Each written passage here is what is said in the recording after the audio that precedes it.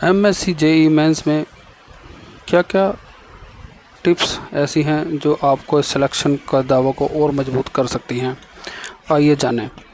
MSc JEE यानी junior engineer के exam के तहत प्रिलिमिनरी के बाद एस्पिरेंट जब मेंस की तैयारियों में जुट जाते हैं तो इसके लिए कभी कभार ऐसा भी हो जाता है कि वे अपनी अधूरी तैयारी या कुछ खास बातों का ख्याल ना रखने के कारण सफलता हासिल नहीं कर पाते। आइए आज हम जानते हैं कि ऐसी क्या क्या बातें हैं जिनका ख्याल रखकर आप एमएससी जेईई मेंस में अपने सिलेक्शन का दावा और भी मजबूत कर सकते हैं।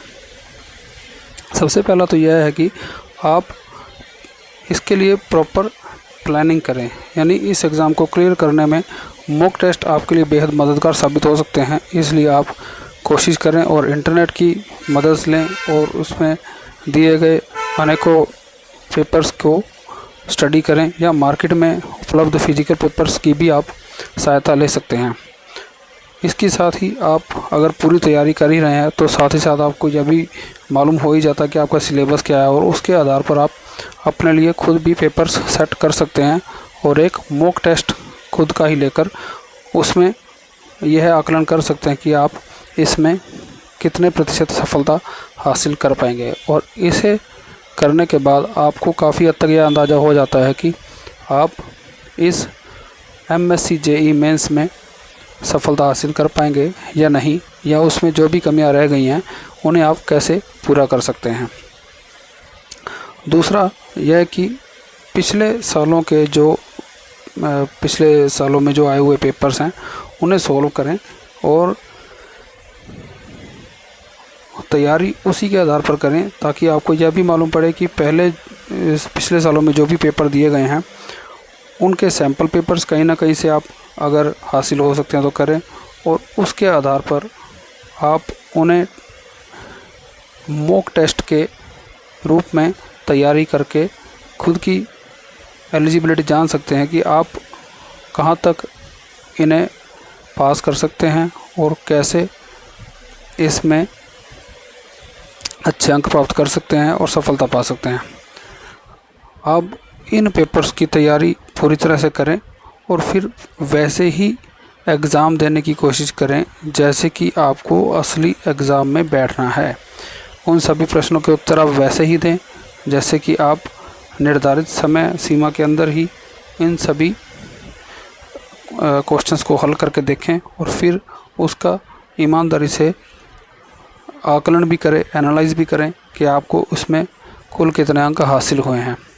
जब आप इस प्रकार की एक मॉक टेस्ट ले लेंगे तो उसमें आपको अपनी कमियों का और अपनी खूबियों का पता लग जाएगा और आपको यह भी पता लग जाएगा कि आप कहाँ गलती कर रहे हैं। लेकिन इस बात का ज़रूर ध्यान रखें कि आप इस मॉक टेस्ट के दौरान भी बिल्कुल वही नियमों का पालन करें जैसे कि आप असली एग्ज़ाम ही देने जा रहे हैं। आप अपनी कमज़ोरी को ही अपनी ताकत बनाएं, क्योंकि आप कड़ी से कड़ी मेहनत करें और ख़ास तौर पर उन टॉपिक्स पर गौर करें जिन्हें आप बहुत ज़्यादा मुश्किल मानते हैं, जिन्हें आपको लगता है कि ये बहुत मुश्किल हैं और उसके लिए आप अपनी पढ़ाई से कतराते रहते हैं या उस सब्जेक्ट पर ज़्यादातर काम नहीं करना चाहते, बल्कि जो आसान सब्जेक्ट्स हैं उनमें आप अधिक ध्यान देते हैं। ऐसे में आप कोशिश करें कि उन सब्जेक्ट्स पर ज़्यादा जोर दें जो कि आपको लगता है कि वे आपकी कमज़ोरी हैं। जब आप अपनी कमज़ोरी को अपनी ताकत में तब्दील कर लेंगे तो इसमें कोई शक नहीं कि आप अपनी दावेदारी को और भी मजबूत कर पाएंगे। साथ ही साथ इन एग्ज़ाम्स को क्लियर कर चुके जो टॉपर्स हैं या जिन्होंने पहले से इन एग्ज़ाम्स को पास किया है उनके ऑनलाइन स्टडी करें। उन लोगों ने कैसे इस परीक्षा की तैयारी की, उन्होंने क्या क्या स्ट्रेटजीज इस बारे में अपनाई और क्या टिप्स एंड ट्रिक्स उन्होंने अपनाए, इसके बारे में जब आप ऑनलाइन भी ब्राउजिंग करेंगे और काफ़ी हद तक आपको इन चीज़ों का पता लगता रहेगा कि आप कैसे इन स्ट्रेटजी को अपनाकर खुद भी सफलता हासिल कर सकते हैं, किन टिप्स एंड ट्रिक्स को अपनाकर आप इन एग्ज़ाम्स में अपने सिलेक्शन का दावा मजबूत कर सकते हैं। लेकिन दो चीज़ें बहुत ध्यान रखने योग्य हैं। पहली तो यह कि अपने टाइम को अच्छे तरीके से मैनेज करें। इसके लिए आप हर एक सब्जेक्ट के लिए अलग अलग स्ट्रेटजी बनाएं। जिस सब्जेक्ट में आप कुछ कमज़ोर हैं उसके लिए आप कुछ अधिक समय दें, लेकिन ऐसा समय दें जब आप अधिक प्रोडक्टिव होते हैं, जिस समय आपकी पढ़ाई में अधिक रुचि होती है। जबकि वे सब्जेक्ट जिनमें कि आपको महारत हासिल है या जिनमें आप अच्छा करते हैं,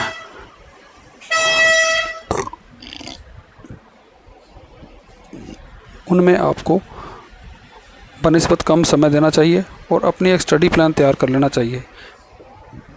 लेकिन कोशिश यह करनी चाहिए कि इस पर पूरी तरह से समर्पित होकर ही आप काम करें। इसे बिल्कुल भी कैजुअल नहीं लें और कंसिस्टेंसी यानी निरंतरता बनाए रखें। आपका जो भी शेड्यूल है उसे डिसिप्लिन तरीके से अगर आप फॉलो करते हैं तो आप अपनी पढ़ाई में और तैयारी में अधिक ज़्यादा कामयाबी हासिल करेंगे। एक और चीज़ बहुत ज़्यादा ख्याल रखने वाली यह है कि MSc JE एग्ज़ाम के प्रिलिमिनरीज़ के बाद अब जब आप मेंस की तैयारी कर ही रहे हैं तो आपको इसके लिए सभी सब्जेक्ट्स में पूरी तैयारी करनी है। इसमें ऐसा नहीं हो कि आप किसी भी सब्जेक्ट को अधूरा छोड़ दें।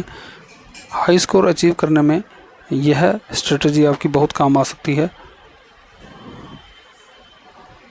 यदि आप ऐसा सोचते हैं कि कोई सब्जेक्ट ऐसा हो सकता है जिसे आप छोड़ ही दें तो बेहतर है, तो ऐसा न करें। कोशिश करें कि उसे कुछ समय और दें और उसके बारे में कुछ ना कुछ जानकारी हासिल करें। किसी भी सब्जेक्ट को अनटच्ड नहीं छोड़ना चाहिए, क्योंकि कभी कभार ऐसे सब्जेक्ट्स में से कुछ ऐसे प्रश्न ही क्वेश्चन पेपर में आ जाते हैं जो कि आप छोड़ चुके हैं। इसलिए कोशिश करें कि सभी सब्जेक्ट्स के अधिकतर क्वेश्चंस को आप स्टडी करें और अपनी टाइम मैनेजमेंट इस तरह से करें कि आपको किसी भी तरीके से कोई भी सब्जेक्ट छूट ना पाए। तो ये थी MSc JE मेंस की तैयारी करने में और अपने सिलेक्शन को पक्का करने में काम आने वाले कुछ टिप्स एंड ट्रिक्स जो कि आपके बहुत काम आने वाले हैं।